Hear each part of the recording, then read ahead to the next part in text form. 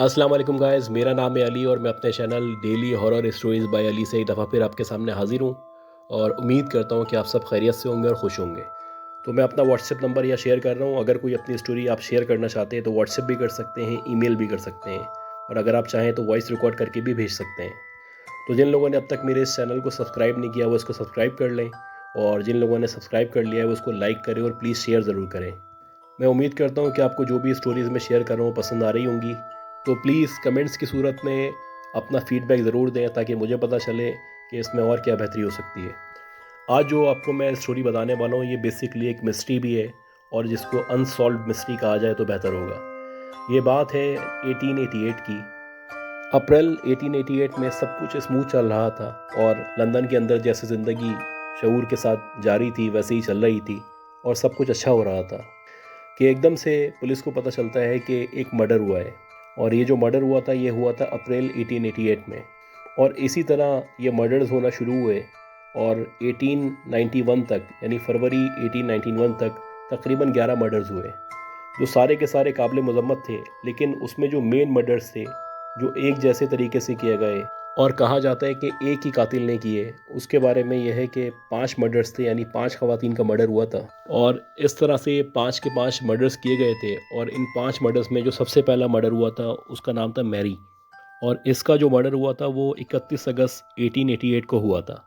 अच्छा, कातिल ने जो मर्डर किया था वो मर्डर सेम तरीके से किए थे वैसे सारे के सारे, लेकिन पहले कातिल ने इस खातून का रेप किया, उसके बाद इसके बॉडी पार्ट्स को अलग अलग किया और ना सिर्फ अलग अलग किया बल्कि इसकी किडनी निकाल के अलग कर ली। इसी तरह एक मर्डर के बाद जो दूसरा मर्डर हुआ वो हुआ 8 सितंबर को और उस लड़की का नाम था एनी। उसके साथ भी यही किया गया कि पहले उसका रेप किया गया और उसके बाद उसके बॉडी को पार्ट्स की सूरत में तकसीम किया गया और उसकी भी किडनी को अलग कर लिया गया। इसी तरह 30 सितंबर को एलिज़ाबेथ और कैथरीन इन दोनों का सेम डेट के अंदर मर्डर हुआ और सेम प्रोसेस को फॉलो करते हुए किडनीज़ को अलग किया गया। अच्छा, इन जो सीरियल किलिंग्स थी उनमें जो 5 खवातीन का एक साथ मर्डर हुआ था उसका जो लास्ट मर्डर था वो हुआ था 9 नवंबर 1888 को और जिसका मर्डर हुआ था अगेन उसका नाम मैरी था।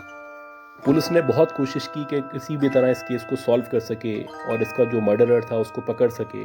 लेकिन उसको कभी भी पुलिस ना पकड़ सकी ना ये मिस्ट्री सॉल्व हो सकी। जब पुलिस बुरी तरह थक हार चुकी थी तो एक ख़त सामने आया और इस ख़त को कहा जाता है फ्रॉम द हेल लेटर, यानी कि जहन्नुम से आया हुआ ख़त। और उस ख़त की सूरत में एक शख्स ने इंकशाफ किया कि उसने ये सारे मर्डर्स किए हैं और उसका नाम जैक दी रिपर है और उसने ये जो पांचों ख़वातीन की इनकी किडनीज़ को पुलिस स्टेशन भेजा उस ख़त के साथ। अच्छा, ये जो ख़बर थी वो लंदन के अंदर जंगल की आग की तरह फैल चुकी थी और ये जो कत्ल करने वाला था यानी जैक द रिपर, इसका जो तस्करा था वो ज़बान ज़द-ए-आम था, यानी हर कोई इसके बारे में जान चुका था। बहरहाल पुलिस का ये दावा है कि आफ्टर इन्वेस्टिगेशन वो इस बात पे पहुंचे थे कि ये सब फेक है, यानी कातिल के बारे में जो भी बातें की जा रही हैं वो फेक है। अच्छा, इस कातिल को वाइट चैपल मर्डर के नाम से भी याद किया जाता है। इस स्टडी के बारे में ये भी कहा जाता है कि उस वक्त ये जो मर्डर्स किए गए सारे, क्योंकि वो जो कातिल था वो प्रोस्टिट्यूट से नफरत करता था, लेकिन अगर वो नफरत करता था तो पहले उनका रेप क्यों करता था? रेप करने के बाद वो उनके बॉडी के पार्ट्स कर दिया करता था और उसके बाद किडनी अलग कर लिया करता था। और एक स्टडी ये बताती है कि दैट टाइम वहाँ पे 1200 के करीब प्रोस्टिट्यूट्स थी उस पूरे एरिया में। पुलिस ने लेटर ऑन ये डिक्लेयर किया कि उन्होंने जो मर्डर था उसको पकड़ लिया है और वो जो मर्डरर है उसके बारे में कहा जाता है कि वो एक पॉलिश लड़का है और वो बार्बर का काम करता है और उसका नाम एरोन है। अच्छा, इसके बारे में ये आप कह सकते हैं प्राइम सस्पेक्ट था, कंफर्मेशन नहीं थी पुलिस को भी इसकी और पुलिस को बाद में भी ये पता नहीं चल सका ये सारे मर्डर्स किसने किए थे। खैर, ये मर्डर्स तो हो चुके थे और जो टोटल 11 मर्डर्स थे ये अपनी जगह अंजाम पा चुके थे। इनमें से 5 जो है वो एक सीक्वेंस के साथ किए गए थे और पता चल रहा था कि वो एक ही बंदे ने किए हैं। लेकिन लेटर ऑन 1897 में, यानी कि इसके तकरीबन 9 से 10 साल बाद, एक न्यूज़पेपर था साउथ वेल्स डेली न्यूज़। तो उसमें एक न्यूज़ आई थी और उसमें ये कहा गया था कि अक्सर लोगों का गुमान ये है कि जो मर्डर्स किए गए इनका जो सीरियल किलर था उसके बारे में कहा जाता है कि उसकी जो रूह है या उसका जो गोस्ट है वो अक्सर चर्च के करीब नज़र आया करता था। अक्सर लोगों ने देखा है कि वहाँ पे कोई वाइट ऑब्जेक्ट है जो चलते हुए नज़र आ रहा है। कुछ लोग कहते थे कि एक आदमी है जो चल रहा है और एकदम गायब हो जाता है। कुछ लोग कहते थे कि फ्लोट करता है वहाँ पे। जिस पूरे एरिया में ये मर्डर्स किए गए थे उनके बारे में इस तरह की बहुत सारी बातें फिर की गई कि वहाँ पे कभी कहा जाता है कि कोई औरत नज़र आती है जो वाइट कपड़ों में है। इसी तरह एक मर्द चलते हुए नज़र आता है जो एकदम से गायब हो जाता है। इसी तरह एक बात और भी की जाती है कि वहाँ पे दी 10 बेल्स पब मौजूद है,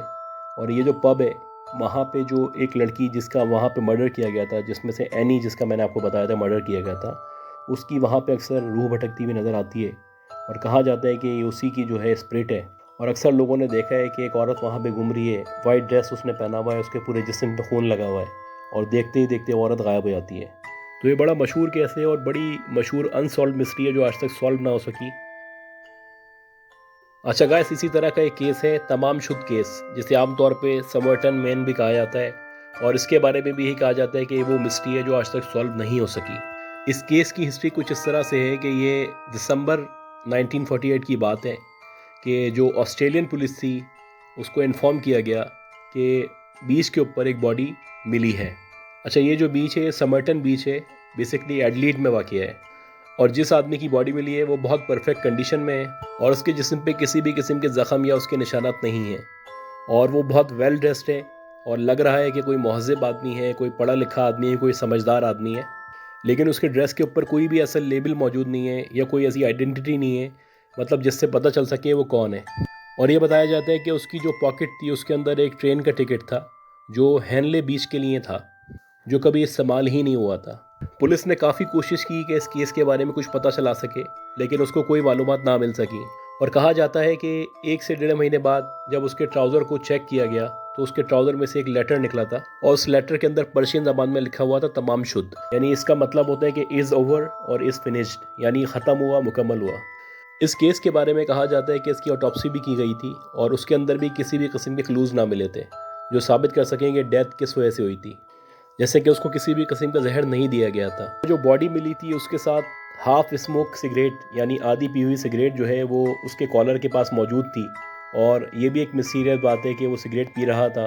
तो उसके कॉलर को आग क्यों ना लगी या उसको नुकसान क्यों ना हुआ।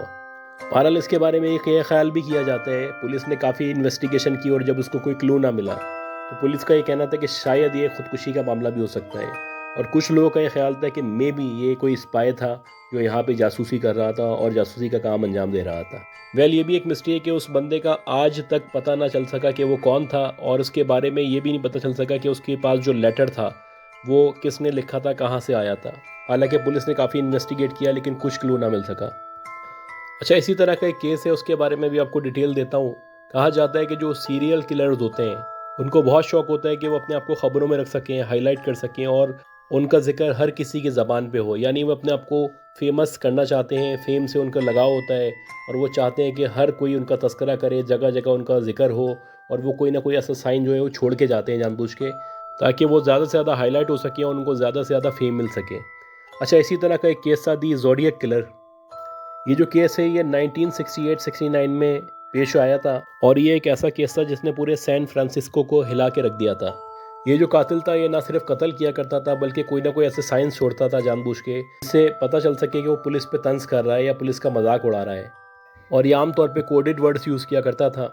इसके बारे में कहा जाता है कि इसने डायरेक्टली 5 लोगों का कत्ल किया था, लेकिन ये जो कातिल था ये क्लेम करता था कि इसने 37 लोगों का कत्ल किया है। इसके कत्ल करने के बारे में पहला केस जो रिपोर्ट हुआ था उसके बारे में कहा जाता है कि लू जेंसन, जिनकी उम्र 16 साल थी, और डेविड आर्थर, जिनकी उम्र 17 साल थी, सबसे पहले इनका कत्ल किया गया था। और लू जेंसन को 5 गोलियां मारी गई थी जिससे उसकी उसी वक्त मौत हो गई थी, जबकि डेविड को अस्पताल ले आया गया था क्योंकि उसके जो गोली लगी थी वो सर में लगी थी और एक गोली थी। इसी तरह बताया जाता है कि 6 महीने मजीद गुजरे तो एक कपल ने अपनी गाड़ी पार्क की पार्किंग एरिया में, और पार्क करने के बाद वो पैदल जाने लगे, तो जो कातिल था इसने इन दोनों पे गोलियां चलाई जिससे एक की मौत हो गई और एक बच गया था। तो जिन्होंने सरवाइव किया था फिर उन्होंने ही पुलिस को इन्फॉर्म किया था कि ये जो कातिल है वो किस तरह दिखता है, उसकी हाइट कितनी है और उसकी शक्ल किस तरह की है। अच्छा, जिस दिन ये वाक़या पेश आया था उसी दिन पुलिस को एक कॉल रिसीव हुई थी, और पुलिस को इन्फॉर्म किया गया था कि अगर आप 1 मील दूर एक पार्क है वहाँ पे जाते हैं तो वो आपको 2 बॉडीज़ मिलेंगी, और इसमें एतराफ़ किया गया था कि मैंने पिछले साल जो लोग मरे थे उनको भी मैंने ही मारा था।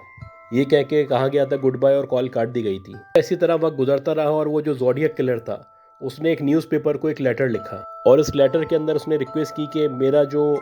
किरदार है उसके ऊपर जो न्यूज़पेपर है उसके फ्रंट पेज पे एक न्यूज़ दी जाए। और ये जो लेटर लिखा गया था इसमें काफ़ी मिस्टीरियस वर्ड्स यूज़ किए गए थे, यानी मिस्टीरियस साइफर्स थे उसमें, और इन साइफर्स में मुख्तलिफ कोड इस्तेमाल किए गए थे। अब इन कोड्स को डिटेक्ट करने के लिए बहुत बड़े प्रोफेसर्स की मदद हासिल की गई थी, और उन्होंने जब इसको डिटेक्ट किया था तो उसमें कुछ इस तरह से लिखा हुआ था, मुझे लोगों को मारना बहुत पसंद है और ये उससे कहीं बेहतर है कि मैं जंगल में जाके जानवरों को मारूं। और लोगों को मारने से मुझे ज़्यादा थ्रिल पैदा होता है और मैं बहुत अच्छा महसूस करता हूँ। और जितने लोगों को मैं मारूंगा मुझे यकीन है कि मेरे मरने के बाद ये सारे के सारे मेरे स्लेव्स के तौर पे पैराडाइस में मेरे सामने होंगे और एज स्लेव मेरे लिए काम किया करेंगे। तो मैं कोशिश करूंगा कि मैं ज़्यादा से ज़्यादा लोगों को मार सकूं ताकि ज़्यादा से ज़्यादा स्लेव्स मुझे पैराडाइस में मिलें। पुलिस ने बहुत कोशिश की है किसी तरह इस लेटर लिखने वाले को डिटेक्ट कर सकें, इस किलर को पकड़ सकें, लेकिन पुलिस इस मिस्ट्री को कभी भी सॉल्व नहीं कर सकी और आज तक ये क्वेश्चन मार्क है कि ये ज़ोडिएक किलर था कौन। अच्छा, इसी तरह का एक केस है जो तारीख़ का सबसे बदनाम ज़माना केस कहा जाए या सबसे हौलनाक केस जिसे कहा जाए, या ऐसा केस जिसके बारे में कहा जा सकता है कि ये ऐसा केस था जिसने पूरी की पूरी सोसाइटी को, पूरे माशरों को, बल्कि पूरी दुनिया को हिला के रख दिया था। ये बात 2002 की है और 2002 में पाकिस्तान का एक बहुत बड़ा न्यूज़पेपर है, उसके एडिटर के पास उनका जो प्यून है वो आता है और वो उनको आके कहता है, सर आपके नाम पे एक ख़त आया है। जो भी मतलब ख़त इनको रिसीव हुआ तो वो नॉर्मली ऐसा होता था कि मुख्तलिफ़ ख़त आया करते थे, क्योंकि ये बहुत बड़ी पोजीशन पे थे तो हज़ारों लाखों लोग इनको लिखा करते थे। तो ये कोशिश करते थे कि सबको बारी बारी जवाब दे सकें या कम से कम पढ़ तो लें कि वो क्या कहना चाहते हैं। बहरहाल इन्होंने कहा ठीक है, वो मेरे पास लेके आओ जो भी मेरे लिए लिफाफा मसूल हुआ है। खैर बहरहाल ये बताते हैं कि वो जो वहाँ पे प्यून मौजूद था, जो भी उनका हेल्पर था, वो इनके पास लेके आया और ये देख के हैरान रह गए कि वो बहुत बड़ी एक बोरी नुमा लिफाफा था। आम तौर पे जो आपको पता है कि एडिटर के नाम पे कॉलम्स वगैरह आते हैं या जो भी ख़त आते हैं वो इतने ज़्यादा पेजेस नहीं होते, ज़्यादा से ज़्यादा 4, 5, 6 पेजेस होते हैं। लेकिन ये बाकायदा एक बोरी थी जो उनके नाम पे भेजी गई थी और उसमें ख़त मौजूद था। ये बताते हैं कि मेरे कमरे में एक छोटी सी टेबल हुआ करती थी और ज़ाहिर सी बात है मैं परेशान था कि इतना बड़ा जो भी मेरे नाम पे आया है इसको मैं कैसे खोलूँ। खैर बहरहाल वो जो हेल्पर था उसकी मदद से इन्होंने खोलने का कहा कि आओ मेरे साथ मदद करो और इसको खुलवाओ। ये बताते हैं कि आमतौर पे जो एडिटोरियल होते हैं उनके जो कमरे हैं वो जानबूझ के छोटे रखे जाते हैं ताकि आमतौर पे जब लोग उनके पास आएँ तो कम से कम टाइम गुजारें और जल्द से जल्द चले आएँ, क्योंकि इनका टाइम बड़ा कीमती होता है। अच्छा, अब ये बताते हैं कि जब अपने हेल्पर और पियून की मदद से मैंने उसको खोला तो जैसे ही मैंने उसको खोला तो खोलने के बाद एक अजीब सा मंजर था कि उस बोरी के अंदर से बहुत सारी तस्वीरें निकल के ज़मीन पे गिर गईं और तकरीबन पूरे कमरे में फैल गई, क्योंकि कमरा बहुत छोटा था तो जितनी भी तस्वीरें थीं वो बहुत ज़्यादा फैल चुकी थी। ऐसा लग रहा था कि कसीर तादाद में तस्वीरें भेजी गई हैं। अच्छा, ये जो एडिटर हैं उनके मुताबिक इनको मुखातिब करके कहा गया कि अस्सलाम वालेकुम एडिटर साहब, मैं अब तक 100 बच्चों का कत्ल कर चुका हूँ और पहले मैंने उनके साथ ज़्यादती की है और उसके बाद उनको तेज़ाब के ड्रम में डाला है। मैं चाहूँ तो पुलिस के पास भी जा सकता था, लेकिन क्योंकि मैं चाहता हूँ कि ये बात आपको पता चले, क्योंकि पुलिस में भी मेरे बहुत सारे जानने वाले लोग हैं और उनके मुताबिक काफ़ी इदारों में इसके जान पहचान वाले लोग मौजूद हैं। अब ये जो कातिल था जिसने एतराफ़ किया था इस ख़त के अंदर, उसका ये कहना था कि मैं चाहूँ तो पुलिस के पास भी आ सकता हूँ। अब अगर मैं पुलिस के पास जाऊँगा तो वो ज़्यादा से ज़्यादा मुझे जेल में रख लेंगे 6 महीने 8 महीने, उसके बाद हो सकता है मुझे मार दें। मैं ख़ुद भी एक रिसाला लिखता हूँ और बहुत सारे मैंने पुलिस वालों के इंटरव्यू लिए हैं और मेरा जो रिसाला छपता है हर महीने उसमें मैं इसको शाया भी कर चुका हूँ। अब मैं ये चाहता हूँ कि जो मेरा कन्फेशन है वो आम लोगों तक पहुँचे, उनको पता चले कि मैंने क्या किया है। मैं ख़ुद इसको एडमिट करना चाहता हूँ और पब्लिक को बताना चाहता हूँ कि मैं कितने गुनाह कर चुका हूँ, कितने बच्चों के साथ ज़्यादती कर चुका हूँ और कितने बच्चों का कत्ल कर चुका हूँ। अच्छा, ये जो ख़त था ये जंग न्यूज़ के एडिटर थे, उनका नाम था खावर नईम हाशमी साहब, तो उनको रिसीव हुआ था और ये कहते हैं कि मैं वही सोर्स हूँ जिसको ये ख़त मिला था और जिससे रब्ता किया गया था। अच्छा, हाशमी साहब बताते हैं कि जो लेटर था उसके अंदर इस बंदे का नाम लिखा हुआ था, उसका सेल नंबर लिखा हुआ था, उसका एड्रेस लिखा हुआ था। अब जब मैंने ये ख़त पढ़ा तो पहले तो मैं शॉक हो गया और मैंने सोचा कि अब क्या किया जाए, और मैंने अगले ही लम्हे सबसे पहले उसको कॉल मिलाई और उससे कहा कि मैं तुमसे मिलना चाहता हूँ। खैर मैंने जैसे ही उसको कॉल की तो उसने कॉल रिसीव की फ़ौरन से और उसने रिस्पॉन्स किया और मैंने उसको बताया कि मैं जंग अखबार से बात कर रहा हूँ और मैं आपका ख़त रिसीव कर चुका हूँ, मैं आपसे मिलना चाहता हूँ, तो अगर मैं आपको बुलाऊँ तो आप मेरे पास आएंगे? तो जैसे वो कातिल जो था वो वेट कर रहा था कि जैसे ही ये बोले और ये उनके पास पहुँच जाए, तो उसने कहा हाँ मैं बिल्कुल आ जाऊँगा। तो इन्होंने कहा कि आज मिल सकते हैं मुझसे? तो उसने कहा हाँ मैं आज मिल सकता हूँ। तो इन्होंने कहा क्या अभी आ सकते हैं आप मेरे पास? तो उसने कहा हाँ मैं अभी 1 घंटे में आ सकता हूँ आपके पास। अब ये बताते हैं कि इतने बड़े किलर को मैं कॉल करके इनवाइट कर रहा था, मैं अकेला मौजूद था और ये राज़दारी वाला मामला था, तो मैं चाहता भी नहीं था कि किसी को पता चले। लेकिन अंदर ही अंदर मेरे अंदर एक तूफ़ान बर्पा हो रहा था और मैं डरा हुआ था कि अब जाने क्या होगा मेरे साथ। और बहरहाल ऐसा शख्स जिसने 100 बच्चों को पहले ज़्यादती की उनके साथ, फिर उनका कत्ल किया और फिर उनका जो जिस्म था उसको तेज़ाब के एक बड़े ड्रम में डाल के गलाया गया, तो ऐसे शख्स से मैं मिलने वाला हूँ। ये बताते हैं कि ये बात मैंने किसी को भी नहीं बताई थी, इवन के जो हमारे मालिक थे उनको भी मैंने सोचा था कि जब ये आ जाएगा इससे पूरा इंटरव्यू ले लूँगा, ये इंकशाफ कर लेगा, उसके बाद मैं उनको बताऊँगा। अब ये बताते हैं कि मैंने रिसेप्शन पे इन्फॉर्म कर दिया कि एक शख्स आ रहा है, उसका नाम जावेद है और वो मुझसे मिलने आ रहा है। जब वो मेरा नाम लेगा तो बराए मेहरबानी उसको मेरे पास लेके नहीं आइएगा, उसको कहिएगा वेट करें, मैं उसी के पास आ रहा हूँ। अच्छा, बताते हैं कि वो आखिर पहुँच गया और मुझे रिसेप्शन से फ़ोन आया कि वो आ चुका है, और जब मैं नीचे गया मैंने उसको देखा तो वो शख्स मेरे सामने खड़ा हुआ था और उसके साथ 2 12-13 साल के बच्चे भी मौजूद थे। अच्छा, कहा जाता है कि ये दोनों बच्चे जो थे वो इसलिए बचे हुए थे कि उन्होंने इससे अपनी जान बख्शी करवा ली थी और कहा था कि हमें मारो नहीं, हम तुम्हारे साथ चलेंगे। अच्छा, ये बताते हैं हाशमी साहब कि वो ऐसा करता था कि जब भी वो बच्चे को अगवा करता था या बच्चे को लेके आता था, वो डायरेक्ट नहीं मारता था उसको। सबसे पहले वो उसको साफ़ सुथरा करता था और उसको कहता था कि चलो बाहर चलते हैं खाना खाने, फिर बाहर जाके खाना खाया करते थे। उसके बाद वो घर में लेके आता था, कोई फ़िल्म दिखाता था उसको। उसके बाद उसके साथ रात गुज़ारता था, जो भी गलत काम है वो करता था। उसके बाद वो उसको मारने की स्टेज पे आता था। और ये बताते हैं कि जो 100 बच्चे थे जिनका कत्ल किया गया था, ये एक दिन में नहीं मारे गए थे, ये आहिस्ता-आहिस्ता मारे गए थे। हो सकता है महीनों में, 1 साल के अंदर मारे गए हों। अच्छा, अब ये सवाल पैदा होता है कि बच्चे आते कहाँ से थे? तो कहा जाता है कि ज़्यादातर बच्चे उसने दाता दरबार से उठाए थे और दीगर जो मतलब बस अड्डे होते हैं या ट्रेन अड्डे होते हैं या ऐसी जगहें होती हैं जहाँ पे आमतौर पे बच्चे घर छोड़ के भाग के आ जाते हैं, घर से नाराज़ होके आ जाते हैं या किसी भी वजह से वहाँ आ जाते हैं, तो इन बच्चों को बहला-फुसला के अपने साथ ले आता था। उसके बाद ये सब कुछ किया करता था। अब ये बताते हैं कि इतना शातिर कातिल था ये, कि इसकी इतनी तेज़ हिस थी कि बच्चों को देखते ही पहचान लिया करता था कि घर से भागे हुए हैं या कहाँ से आए हैं। थोड़ा-सा होमवर्क करने के बाद उसको अंदाज़ा हो जाता था कि इस बच्चे पे मुझे काम करना है, उसको ले आना है। और वो लाहौर के एक ऐसे इलाके में रहा करता था जो बहुत कंजस्टेड था, बहुत रिहायशी इलाका था, वहाँ पे किसी भी तरह मुमकिन नहीं था ये सब हो सके। लेकिन वो उस घर में रह के ये सब कर रहा था। अच्छा, हाशमी साहब बताते हैं कि मैंने इसको मिलिट्री इंटेलिजेंस के हवाले किया था, क्योंकि ये बहुत संगीन नौइयत का केस था और मेरे पास हिदायत भी ये थी कि ये इसको रेंजर्स के या आर्मी के हवाले किया जाएगा, और मैंने वैसा ही किया था। अच्छा, मुझे एक शक था कि क्योंकि इस तरह के लोग जो आमतौर पे होते हैं, जो मिस्टीरियस मर्डरर्स होते हैं या कत्ल करने वाले होते हैं या अपने आप को हाईलाइट करने वाले लोग होते हैं, वो आमतौर पे क्या करते हैं कि वो हिरासत में आने से पहले या उनको कोई सज़ा मिले इससे पहले वो कुछ ना कुछ स्लीपिंग पिल्स या गोलियां खा के या जहर खा के अपने आप को मार लेते हैं, ख़ुदकुशी कर लेते हैं। ये बताते हैं कि जब उसको चेक किया गया तो उसके पूरे कपड़ों में से, जिस्म में से 500 के करीब स्लीपिंग पिल्स मिली थी, और उसका मकसद भी यही था कि अगर किसी वजह से मैं नहीं मर सका या मुझे गिरफ़्तार करने के बाद मुझ पे तशद्दुद किया गया या मेरे साथ कोई इस तरह का मामला हुआ, तो मैं बजाय इसके कि पुलिस को गिरफ़्तारी दूँ या पुलिस की कस्टडी में तशद्दुद सहूँ, मैं प्रीफ़र करता हूँ कि मैं ख़ुदकुशी कर लूँगा।